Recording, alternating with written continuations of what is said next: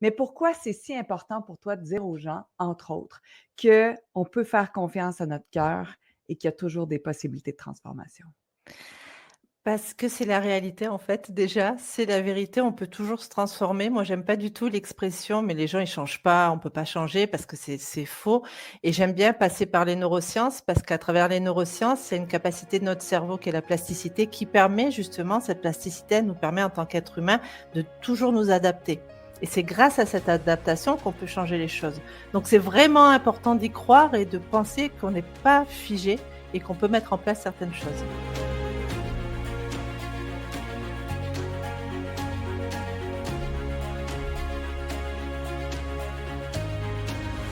Allô, allô, je te souhaite la bienvenue au podcast Impacter le monde. Est-ce que parfois tu doutes de ta capacité à te transformer? Est-ce que parfois tu doutes que oui, c'est possible, d'aller vers un nouveau chemin, peu importe notre âge, peu importe notre forme physique, peu importe ce qui s'est produit dans notre vie? Si tu doutes encore, je te dis que j'ai l'émission pour toi. Aujourd'hui, tu vas avoir la capacité de voir tout ceci complètement autrement. Stéphanie Bourgeon, consultante en neurosciences émotionnelles, es-tu prête à impacter le monde? Totalement Karine, je te remercie. Qu'est-ce que c'est pour toi impacter le monde? Alors impacter le monde, je pense qu'en premier, c'est déjà d'impacter son propre monde pour pouvoir après, bah, avoir une autre relation aux autres et d'apporter sa petite touche, sa petite pierre et des oui, c'est ça, des petites pierres, des petits cailloux qu'on peut mettre sur le chemin et que certaines personnes peuvent suivre ou pas. Libre Ouais. à elles après. Je Voilà. t'ai présenté avec le titre, puis on s'en est parlé juste avant, Oui. le titre, le fameux titre dans lequel on se met parfois, dans une boîte, consultante en neurosciences émotionnelles. Je sais que tu es beaucoup plus que ça. Tu as tout un bagage exceptionnel et on va pouvoir, en parler tout au long de cette émission. Mais pourquoi c'est si important pour toi de dire aux gens, entre autres, qu'on peut faire confiance à notre cœur et qu'il y a toujours des possibilités de transformation? Parce que c'est la réalité, en fait, déjà, c'est la vérité, on peut toujours se transformer. Moi, j'aime pas du tout l'expression: «Mais les gens, ils changent pas, on peut pas changer», parce que c'est faux et j'aime bien passer par les neurosciences parce qu'à travers les neurosciences, c'est une capacité de notre cerveau qui est la plasticité, qui permet justement cette plasticité, elle nous permet en tant qu'être humain de toujours nous adapter et c'est grâce à cette adaptation qu'on peut changer les choses. Donc c'est vraiment important d'y croire et de penser qu'on n'est pas figé et qu'on peut mettre en place certaines choses. Quand on parle de plasticité, il y a peut-être des gens pour qui le terme est extrêmement clair parce qu'ils ont peut-être lu sur la neuroscience ou le cerveau. Puis il y a peut-être des gens qui se disent: «Plastique, plasticine, qu'est-ce que ça veut dire?» Tu, peux me parler un peu plus en détail de qu'est-ce que c'est cette plasticité qu'on a dans le cerveau? Alors la plasticité, en fait, pour faire simple, c'est la capacité de s'adapter. En fait, notre cerveau, il a des millions des milliards de neurones. Il fonctionne en réseau et alors, je vais faire un parallèle parce que ça tombe bien, on est en plein dans les JO, hein, de Ouais. 2024, Paris et moi, j'aime bien dire que notre cerveau, c'est comme un entraîneur et puis il va chercher les meilleures équipes possibles pour faire ce qu'il a à faire et ça crée des réseaux. Mais comme toute équipe, bah, il a la possibilité de changer les joueurs, de les faire en s'entraîner ou pas et c'est ça cette plasticité, c'est cette capacité de modifier ses équipes, en fait. Wow!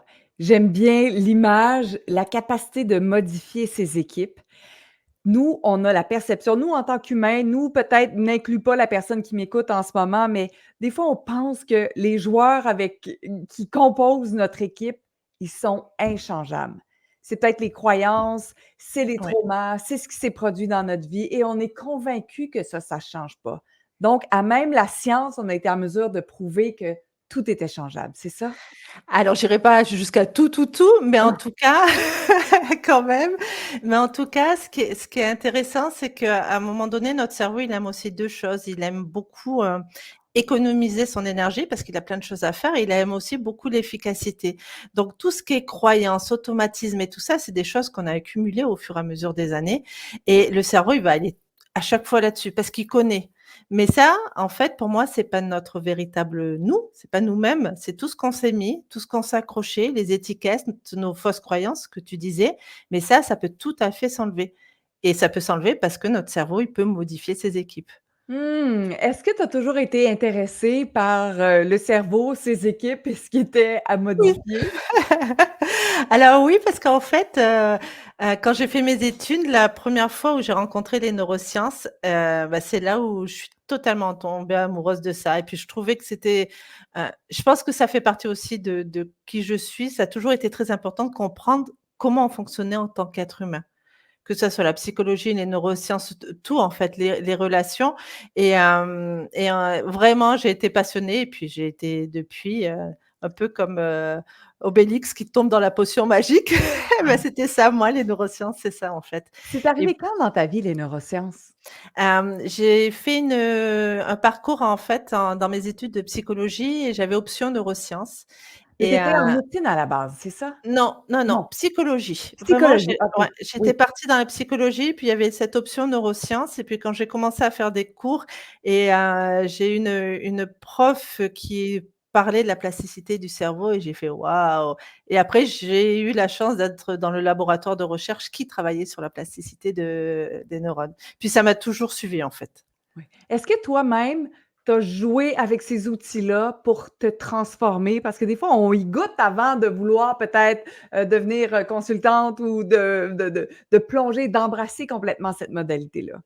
Oui et c'est même pour ça qu'en fait, je suis devenue consultante et paradoxalement, j'y ai goûté, mais très tardivement parce que cette plasticité, en fait, tous les comportements, les réactions que j'aimais pas en moi, mais j'ai mis beaucoup, beaucoup, beaucoup d'années à me dire: «Non, mais à un moment donné, je sais comment ça fonctionne, le cerveau, je vois un peu mes situations de vie, qu'est-ce que je peux mettre en place comme outil pour que ça soit en adéquation?»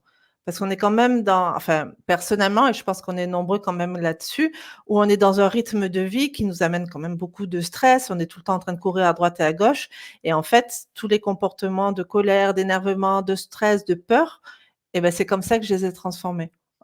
Où je me suis dit: «Là, je peux poser des choses et je sais que mon cerveau, il a cette capacité-là».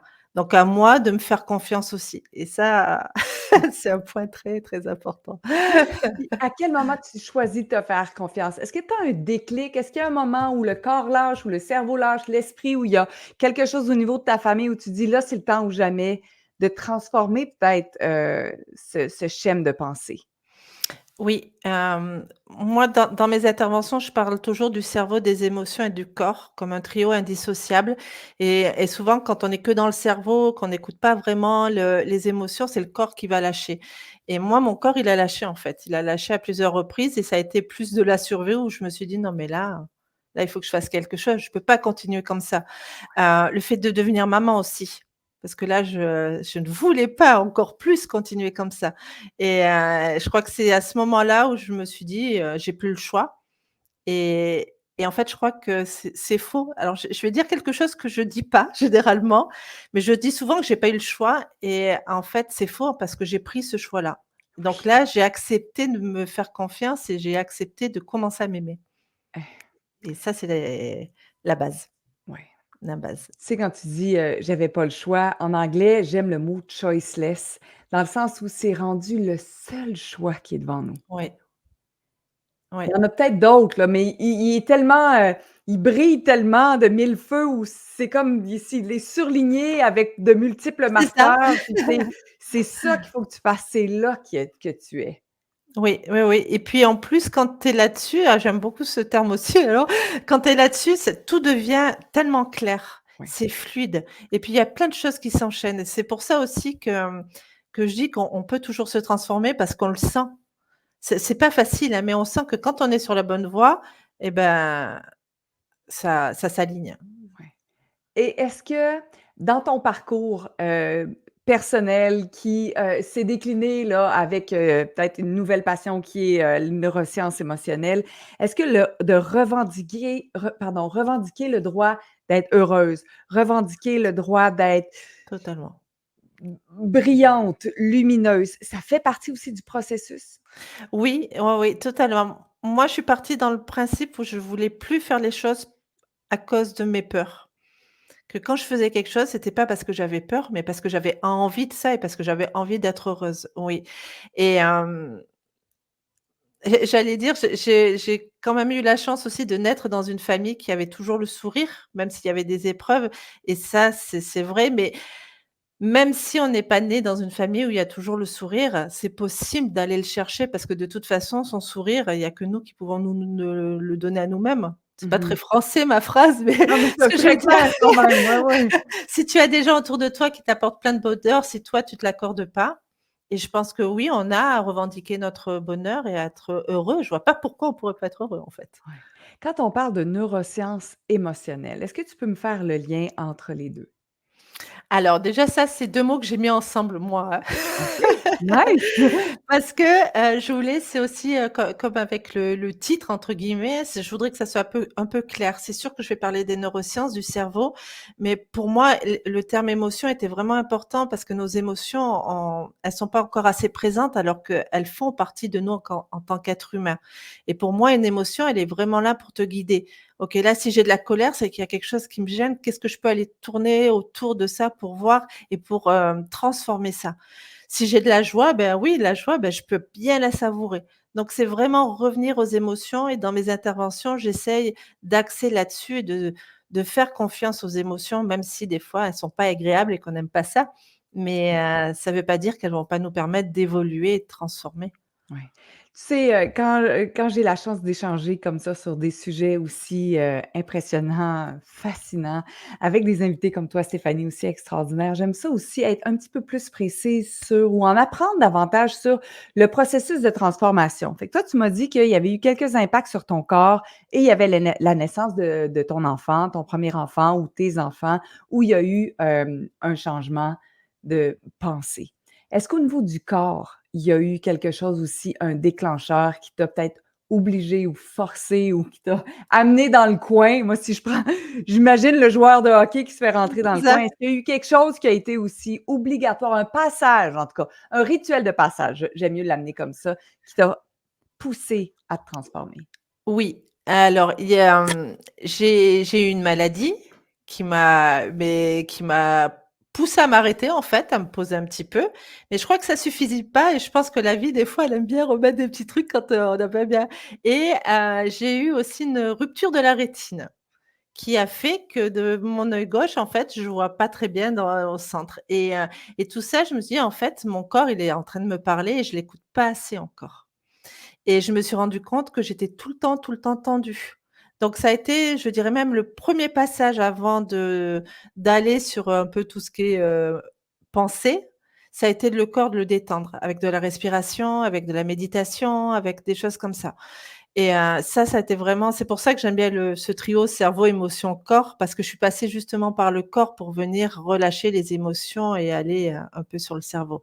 Mais le corps, je pense que c'est lui qui m'a fait le plus grand déclic. Ouais. Parce que j'aime pas être malade en plus. Il y a personne qui aime pas être malade, C'est mais il y a ça. pas tant de personnes qui osent se poser des questions. Quand tu as une rupture de la rétine, qu'est-ce qui se passe dans ta tête ou quand ou comment vas-tu chercher peut-être ces questions-là ou cette nouvelle vision Oui, pour oui, voir la vie autrement? Tu sais, qu'est-ce qui c'est tellement imagé en plus, qu'est-ce qui t'est oui, arrivé? complètement, complètement. Hem, je dirais qu'en fait, ça m'a permis de me dire: «OK, là, tu reviens dans le moment présent et si tu fais rien, bah, ça va être de pire en pire». Donc, est-ce que j'ai envie de ça dans ma vie? Et puis je me suis dit: «Non, en fait, j'ai envie d'être heureuse, j'ai droit à être heureuse, j'ai envie que» alors c'est vrai que la motivation aussi par rapport à ma fille, elle était importante parce que j'avais aussi, envie de lui transmettre quelque chose. Qu'on peut se battre pour être heureux, qu'on peut se battre pour faire ce qu'on a envie de faire et qu'on peut se battre parce qu'on n'est pas dans les bonnes cases et que c'est pas grave, en fait. Et que tout ça, surtout que tout ça, ça soit plus un combat, que ça soit juste une réalité des choses et que j'ai envie de faire ça, je le fais. Ça me fait du bien et après je fais du bien aux gens aussi quand je suis bien. Mmh. Donc Tu as c'est ça. ouais, tu as été aux études très longtemps. Oui.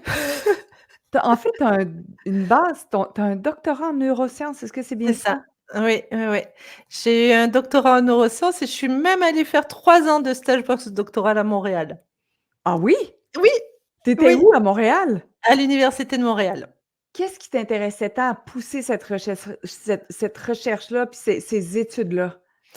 La curiosité, je Ouais, pense et puis c'était vraiment je pense que je peux dire que c'est une passion, les neurosciences. Le cerveau, l'être humain, c'est tellement formidable, et et puis il y a autre chose, parce que c'est pas possible que ça soit aussi formidable, aussi précis, aussi magnifique. Donc j'avais envie de comprendre, je crois que c'est voilà, de la curiosité et de comprendre. Comprendre et comprendre aussi comment on peut mettre des choses en place pour que bah, pour aller mieux, pour que tout le monde aille mieux, en fait, pour que j'aille mieux, pour que les gens autour de moi aillent mieux, pour qu'il y ait des petites choses parce que je vois pas pourquoi sur la terre on serait que dans le désespoir et dans le malheur et que, presque des fois le mot bonheur, si je suis heureux, on n'a pas le droit de le dire et c'est pas normal, ouais. c'est pas Et normal. est-ce que donc pendant toutes ces longues années d'études, donc 7 ans pour te rendre, au, doctorat en neurosciences, plus ces 3 années, ici à Montréal, est-ce que quand on parle de neurosciences, on va aussi un peu dans l'invisible? On Non, va dans pas en recherche scientifique. non, pas OK, ouais, c'est ça. C'est ça, j'ai peut-être mal compris. J'ai comme: «What? Y a-tu quelque chose de plus que j'ai pas entendu?» Non, Toi, non, tu as non. rajouté ça avec l'émotionnel, c'est ça?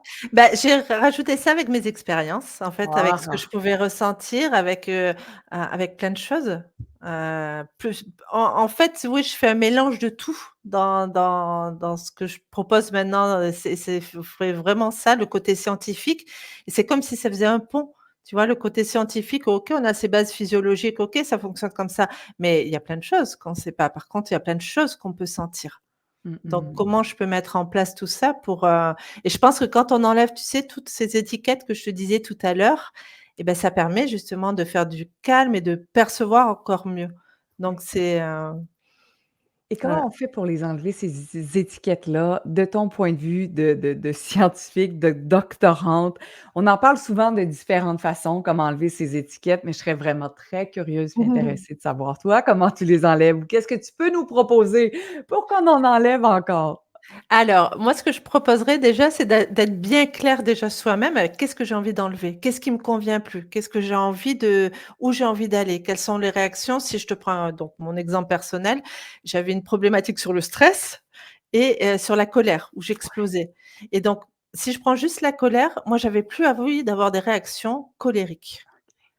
Et donc ça, et ben, si je reprends toujours mon trio magique cerveau, émotion, corps, je me suis dit: «OK, là déjà je vais détendre mon corps» parce que je sais qu'au niveau du stress, si, j'aime bien prendre, l'image d'un verre, si j'ai mon stress qui est bien, bien, bien élevé qui est bien monté dans le verre, bah, le verre il va déborder et pour un rien. Donc déjà la première des choses, c'est de diminuer mon stress Mmh et mh. donc de vivre autrement mes débuts de journée. Ça passe par la respiration pour moi, parce que ça fait vraiment détendre mon corps et puis dans les intentions, les pensées, c'est important parce que les pensées, c'est quand même des équipes de neurones qui jouent ensemble. Donc je pense que c'est surtout ce travail-là, en fait. Parce que les pensées qu'on peut avoir, elles peuvent être ça peut être juste des automatismes, des choses qui sont donc, les fausses croyances, mais tout ce on réagit comme ça et de changer ces équipes-là, bah, ça prend du temps. Et de savoir par contre qu'on peut le changer. Mais si je continue sur ce parallèle d'équipe, Ouais. c'est je dis souvent, c'est que, le cerveau, il a l'habitude de jouer avec une équipe et là, je suis en train de lui demander, bah, si je mets un peu de respiration, de jouer avec une autre équipe. Mais celle-là, elle vient juste de se former, donc elle sait pas très bien jouer, donc le cerveau, il Mmh. va avoir tendance à revenir sur son ancienne équipe avec ses habitudes, ses réactions, ses comportements et des fois, on peut penser: «Mais moi, j'arriverai jamais à changer». Et c'est juste que déjà, on se laisse pas le temps et on laisse pas le temps à notre cerveau et on se met des jugements et donc ça, les jugements, bah, c'est des pensées encore une fois qui sont en train de s'activer. C'est comme, puisque tu parles de sport puis de jeux olympiques, puis, je suis complètement fan, moi, de tout ce qui est, olympique et sport, autre que le baseball puis le hockey, là. C'est comme si on avait toujours le même 6 partants sur le parquet. Tu sais, au Oui, basketball, ou peu oui, importe le sport, on met toujours les 6 mêmes joueurs oui, parce que c'est supposé oui, être les meilleurs. Ils le sont ou ils sont les plus habitués.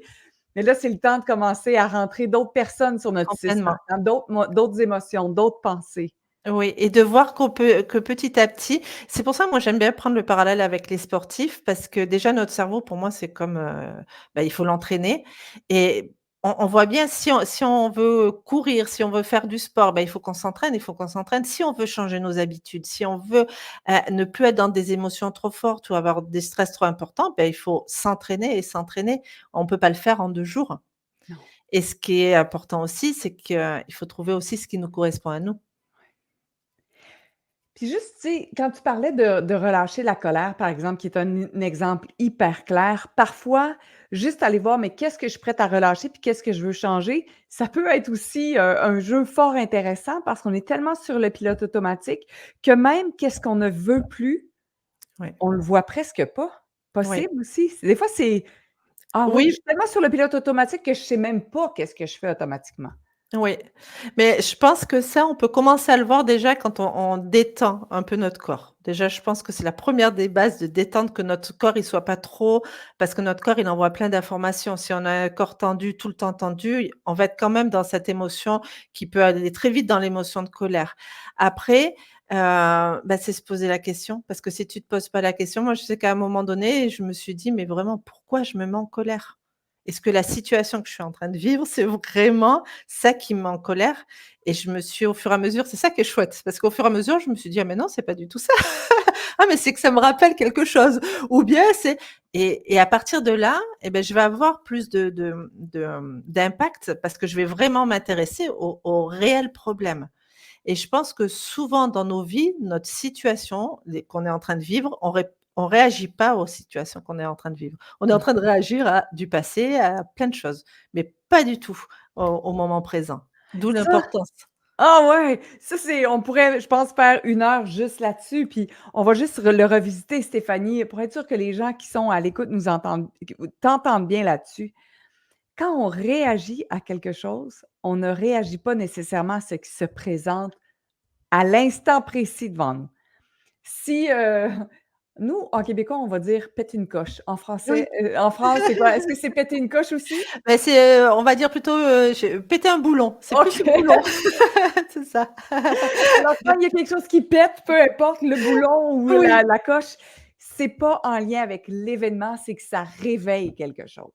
Oui, parce qu'en fait, notre cerveau, il a une mission principale quand même dans son entièreté, c'est la survie de l'espèce.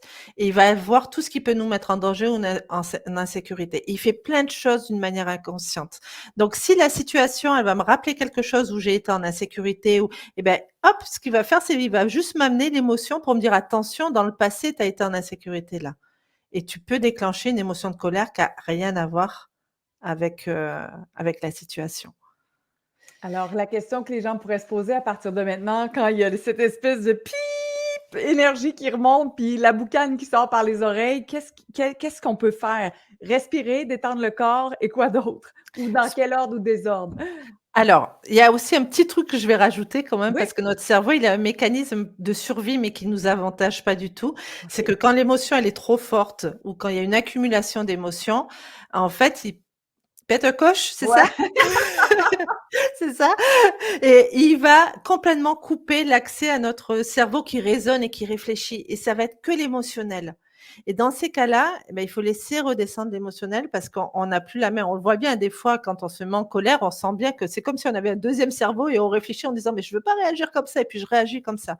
Et ça, c'est un mécanisme de protection. Donc déjà de le savoir, je trouve que c'est pas mal parce qu'on peut se dire: «OK, ça maintenant, comment je peux faire pour pas atteindre ça?» Donc effectivement, sur le moment, c'est de sentir au fur et à mesure. Si tu veux, moi, sur la colère, avant, j'explosais, mais je sentais ma colère d'un coup dans ma tête et j'explosais.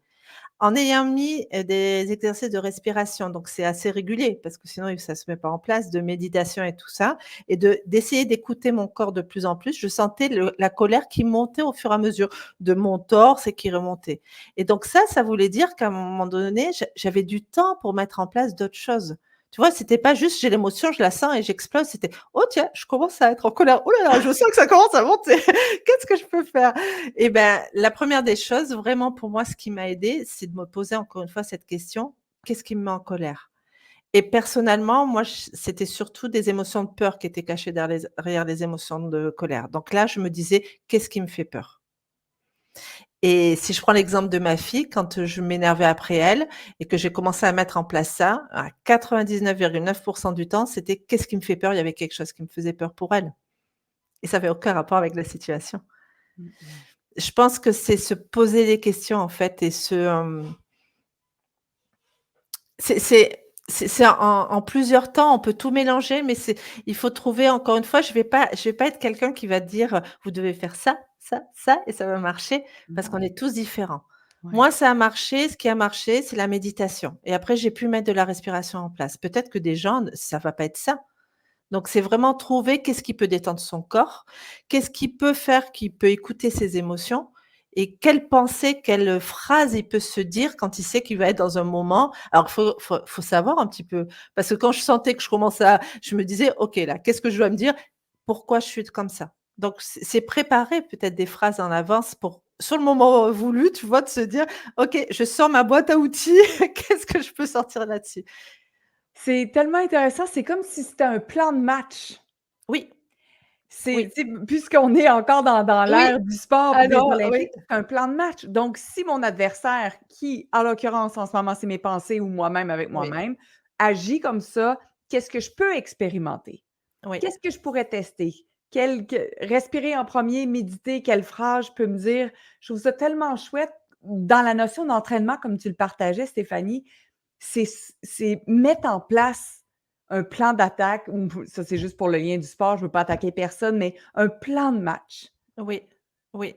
Oui, parce que, je pense qu'on n'est pas assez fort vis-à-vis de notre cerveau quand il déclenche la survie de l'espèce.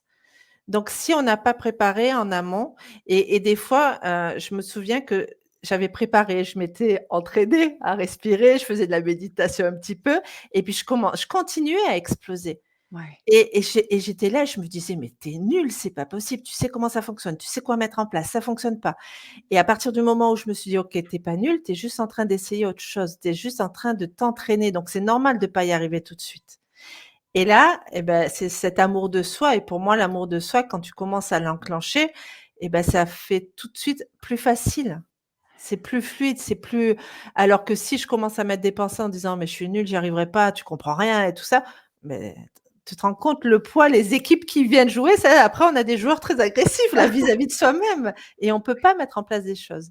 Ouais, on est juste en train de s'entraîner. C'est tellement doux et bienveillant. Puis je pense que la bienveillance fait aussi beaucoup partie Oui, du processus totalement.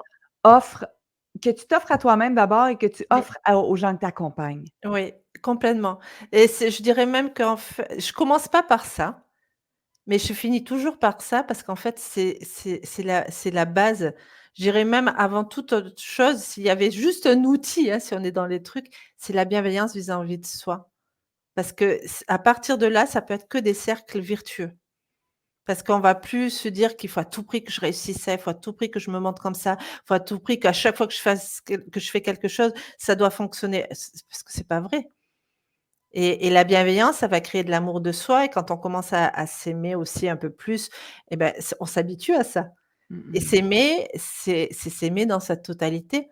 Moi, il y a des choses j'ai des défauts que j'aime pas, j'ai des réactions que j'aime pas, mais à partir du moment où j'ai plus mis de jugement et j'ai mis un constat et c'est ça, en fait, moi, j'ai envie d'amener les gens à se dire: «OK, on dit pas que vous allez être parfait, que tout va fonctionner, c'est juste le constat. OK, là, c'est pas ce que je voulais. Comment je peux aller pour aller» et c'est oui, la bienveillance, c'est l'amour de soi, Mmh. Quand quelqu'un se totalement. présente devant toi, est-ce que tu fais de l'accompagnement privé ou Aussi, ouais, aussi? De ouais, groupe ou privé, c'est ça les oui. 2? Groupe, privé, conférence, en fait, j'ai toujours le truc d'expliquer un peu les neurosciences et comment mettre en rapport avec la vie, donc ça C'est toute formule. il n'y a pas une formule meilleure que l'autre. Quand quelqu'un arrive avec toi, est-ce que tu peux nous partager, par exemple, un exemple, d'une personne ou d'une situation où tu as accompagné quelqu'un et il y a eu cette transformation? Quelle était la base, peut-être, l'élément déclencheur et où est-ce que tu peux l'amener? Hem, alors, je peux l'amener je vais juste revenir là-dessus, en fait, Oui. je peux l'amener où elle a envie d'aller, en fait, elle. C'est elle qui s'amène. Ce qu'il y a, c'est vraiment important parce que, hem, ce que je vais proposer, c'est partager donc ses connaissances sur comment on fonctionne et la personne après, elle se dit: «OK, moi je fonctionne comme ça, mon cerveau, il a cette fameuse plasticité. Donc ça veut dire que je suis capable de modifier certaines choses». Après, qu'est-ce que je vais mettre en place pour modifier ça? Si je prends l'exemple, j'avais eu une avocate qui avait peur de parler, enfin qui était pas à l'aise et puis la prise de parole, c'est quelque chose quand même qui est assez, qui est pas Commun? forcément évident. Oui, puis c'est commun, c'est une des grandes peurs. Je Oui, pense que c'est la peur de complè mourir en c'est premier, ça. la peur de parler en public en C'est deuxième. ça, complètement et en plus, je m'appuie beaucoup sur mon expérience parce que je détestais parler en public et je ne fais que ça maintenant et j'ai plus du tout de stress par rapport à ça donc c'est vraiment expliquer qu'à à un moment donné, cette peur de parler en public, c'est aussi par rapport à soi. Qu'est-ce que je pense de moi, mon image, moi et une fois qu'on se détache de cette image-là, c'est comment faire pour se détacher là-dessus? Donc je vais partir de comment fonctionne le cerveau. Cette plasticité, de savoir que le cerveau, émotion, corps, je fais toujours ce trio-là. Qu'est-ce que je peux mettre en tant qu'outil dans mon cerveau? C'est-à-dire quelles sont mes pensées? Par exemple, quand je dois parler devant des gens, qu'est-ce que je peux mettre pour me mettre en confiance? Ça peut être tout simplement: «OK, j'ai bien préparé ce que je devais dire, donc je vais faire de mon mieux». Cette phrase, ça peut paraître un peu simple, mais c'est totalement différent d'une phrase dans sa tête où on se dit: «Je vais pas y arriver, je vais être encore nul». Ça a pas du tout le même effet sur notre cerveau et sur les informations qu'il est en train de prendre. Après sur les émotions, eh bien, OK, j'ai peur. Eh bien, c'est accepter cette émotion-là. C'est normal d'avoir peur et puis avoir peur, ça fait augmenter notre stress qui aussi, beh, a des bons côtés parce que ça va augmenter mon attention, ma concentration. Donc ça va être, je vais mettre un outil là, un outil sur les émotions et le corps, bah, par exemple, quelle respiration je peux mettre en place avant mes prises de parole. Donc à chaque fois, c'est ça. On part d'une partie sur ça fonctionne comme ça et vous, qu'est-ce que vous pensez pouvoir mettre en place comme outil? Et après, il y a un deuxième temps, généralement 3 semaines, un mois après. Alors, ça a donné quoi? Ça fonctionne pas. Si ça fonctionne pas, c'est pas: «Ah, ça fonctionne pas!» non, c'est normal, on teste autre chose, puis de toute façon, il faut du temps et j'ai pas des accompagnements qui sont très longs parce que c'est pas l'objectif. L'objectif, c'est que la personne, elle puisse avoir des outils en main qui lui correspondent, qu'elle ait bien compris comment ça fonctionnait dans sa tête et qu'elle apprenne à s'aimer Mmh mh. petit à petit, petit à petit. Je trouve ça vraiment intéressant quand tu dis: «On revient après avec, la personne, notre invité ou notre cliente, à savoir qu'est-ce qui a fonctionné, qu'est-ce qui a pas Oui. fonctionné» et là-dedans, il y a jamais de bon ou de mauvais. Non, non, parce que ce qui fonctionne pas, de toute façon, ça nous permet d'aller plus loin sur autre chose, de tester autre chose et ce qui fonctionne pas, on est quand même dans ça un inconfort. Ça aussi, c'est accepter aussi que pendant ces périodes-là de transition, ça va pas être forcément agréable. Mais de toute façon, si on fait rien, on va continuer à avoir les mêmes réactions qu'on n'aime pas. Donc Exact. c'est accepter et qu'on va être dans des transitions, ça va pas être agréable, mais on pose des choses en place Ouais. et que ça soit bien ou pas et là pour le coup en science, il y a toutes les erreurs, enfin il y a eu beaucoup d'erreurs qui ont permis l'évolution. N on c'est nos erreurs ce sont nos erreurs qui nous permettent d'apprendre et de progresser encore mieux. Sauf qu'on n'aime Oui! pas ça. Tu sais, même en business ou peu importe, il y a des fois des questions, de gens avec qui j'ai travaillé, c'est comme: «Comment tu as fait pour te rendre là?» Je suis comme: «Non, non, non, non, c'est pas ça la question. C'est quel veux-tu que je te partage le nombre d'erreurs, mais qui ne Ouais. sont pas des erreurs?» On va utiliser le mot erreur pour Oui, alléger la conversation, mais quels sont tous les apprentissages où j'ai pas eu le résultat optimal, qui c'est m'a ça. amené au résultat optimal? Oui, complètement. Mais moi, le mot erreur, de toute façon, je le dis à chaque fois, c'est un mot que j'emploie pas parce que pour Oui. moi, il y a pas d'erreur. Il y a des expériences qui peuvent être très désagréables, ça c'est sûr. Mais ça nous permet peut-être que cette expérience désagréable, c'est elle qui va nous permettre à un moment donné de plus être dans la colère, de plus être dans cette réactivité. Donc C'est ça. c'est vraiment important. Ouais, puis tu as dit un mot, aussi super important au début de notre conversation, tu as dit: «La patience». Ouais. Sans la patience, il y a pas beaucoup de création, il y a pas beaucoup d'évolution, il y a pas beaucoup de Oui, mais transformation. oui, mais la patience, pour moi qui aime bien aussi qu'il y ait des résultats qui arrivent, Oui, hein, oui, oui, c'est ça c'est chouette. sûr. Mais ça m'a permis d'être de plus en plus sur le moment présent et c'est comme ça que j'arrive à gagner en patience. Parce que quand je reviens dans le moment présent, en fait, c'est chouette. C'est Parce quoi? que je suis vivante et même si, de toute façon, là, je suis toujours en train de continuer à travailler des choses sur moi et tout ça, mais si je m'arrête pas en me disant: «Ah ouais, mais là, il fait beau, le soleil brille», c'est il y a plein de choses, qu'est-ce que je ressens? Et je suis de plus en plus à l'écoute de mon corps et pour être à l'écoute de mon corps, il faut que je sois dans le moment présent. Et puis au bout d'un moment, je me dis: «Ah bah tiens, je suis plus patiente. Tu vu tout ce que tu as fait par rapport à il y a 2 mois? Tu es plus dans le même état».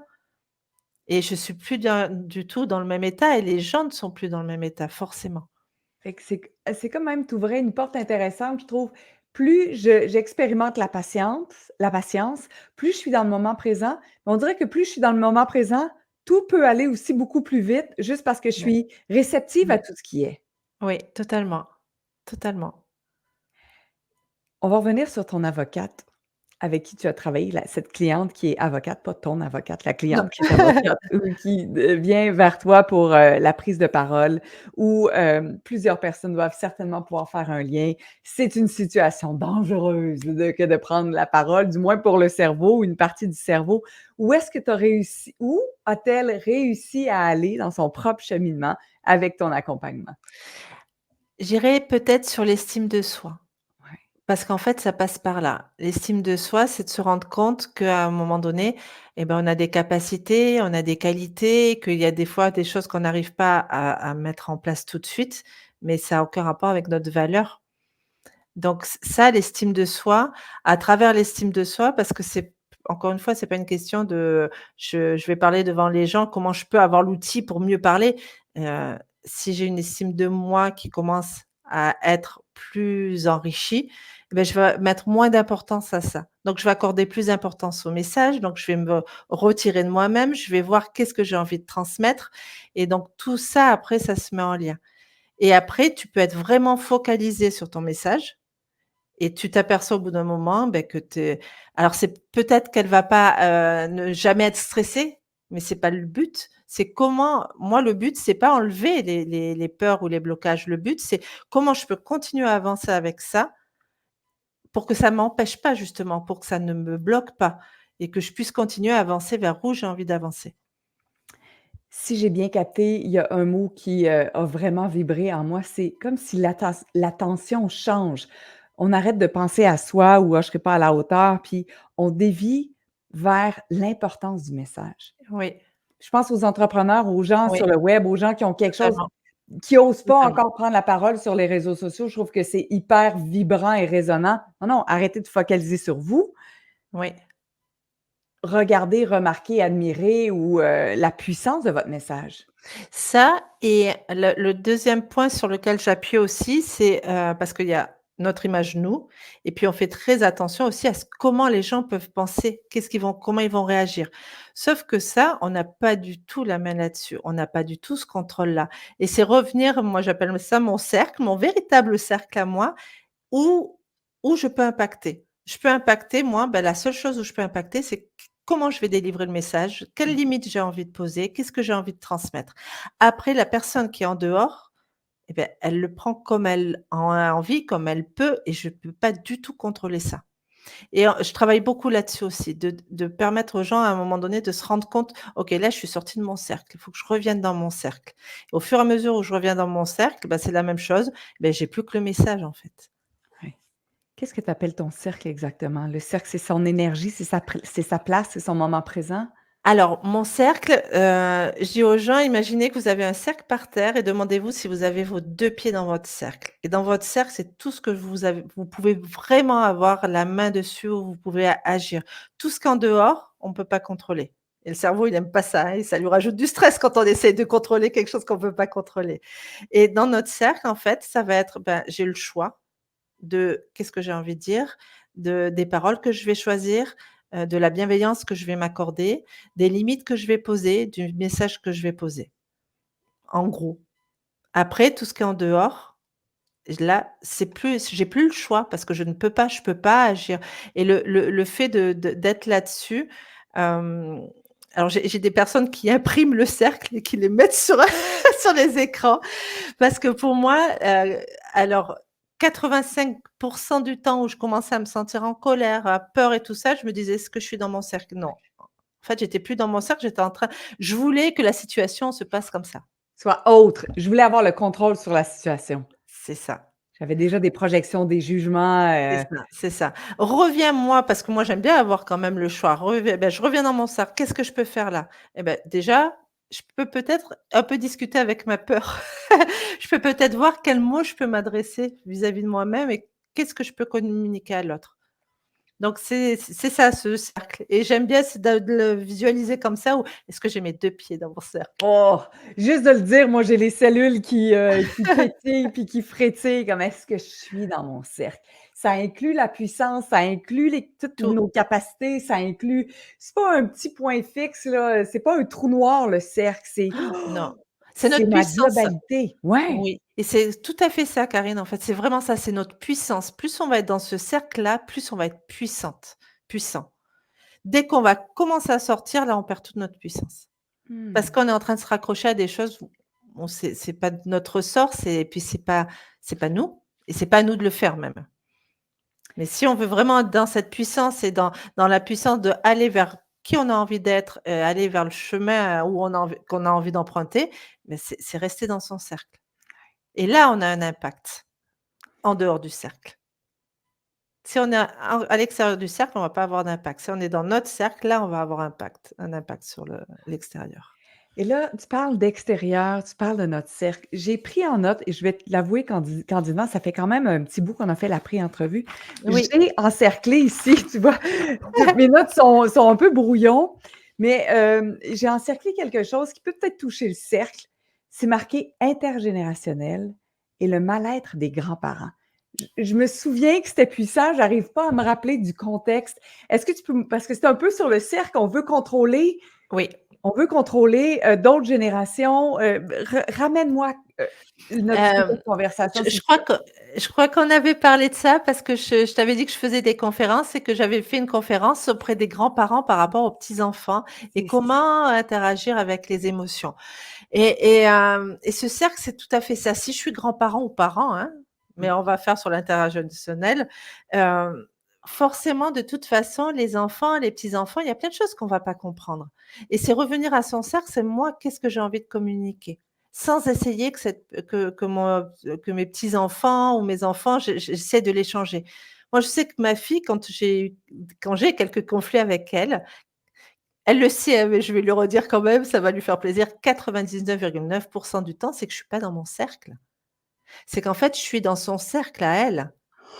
Je suis dans son cercle à elle, en train d'essayer de mettre en place parce que je veux qu'elle fasse ça, je veux qu'elle dise ça, parce qu'en fait, j'ai envie qu'elle soit en sécurité et la plus heureuse possible et les grands-parents, en plus, comme il y a une différence de génération, c'est encore plus marqué.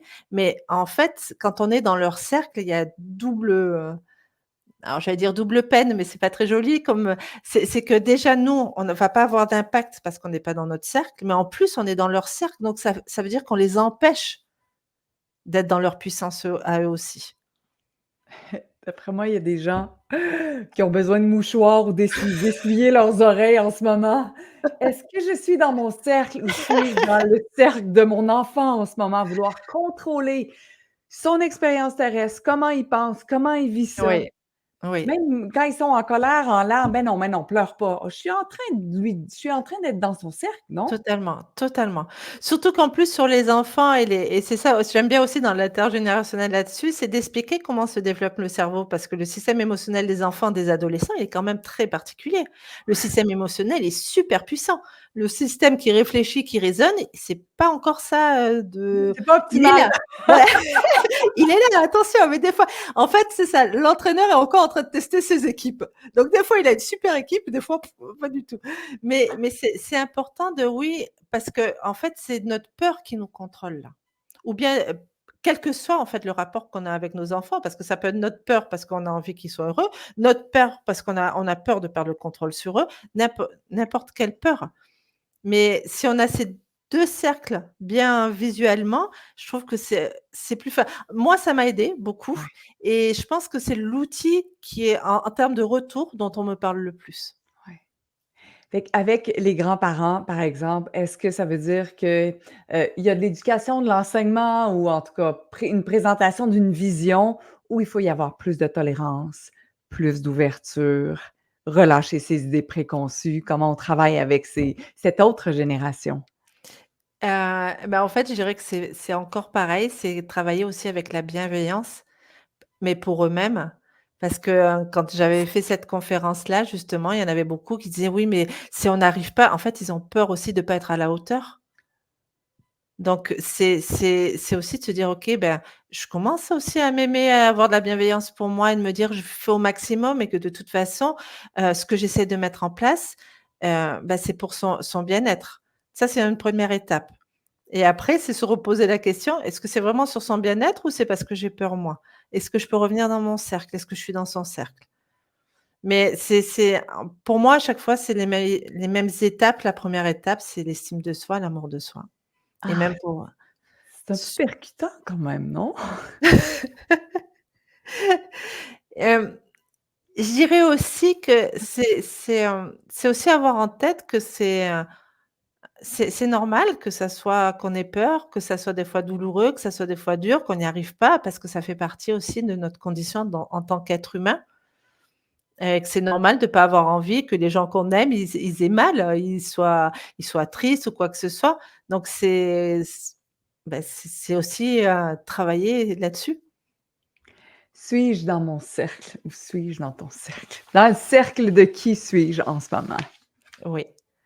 Je retiens ceci et tout cette conversation absolument délicieuse, Stéphanie. Merci Karine.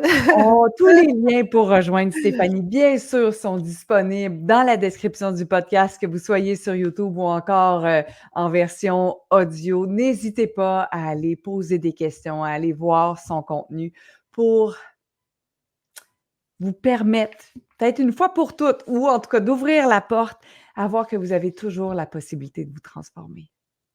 C'est toujours possible jusqu'au dernier souffle, non, Stéphanie? Ah, jusqu'au dernier souffle, ça c'est sûr et l'amour est n'a pas de limite non plus, donc l'amour de soi et la plasticité du cerveau, c'est jusqu'au dernier souffle. Merci tellement Stéphanie Merci à d'avoir toi été Karine. Impacter le monde. La conversation Merci, était délicieuse et croustillante. Merci, merci à merci, toi Karine. merci et à vous qui nous écoutez, merci d'être de plus en plus nombreux. N'hésitez pas à partager peut-être ce podcast-là, qui sait, à votre mère, à votre belle-mère, à votre grand-mère, à votre arrière-grand-mère, avec beaucoup de bienveillance. Dis: «Nana, est-ce que tu es dans mon cercle ou ou dans le tien?» Qui sait, il va peut-être avoir de meilleures conversations à Noël ou, dans la prochaine fête de famille. Merci Stéphanie, encore une fois. Merci Karine. Salut, à tout bientôt tout le monde.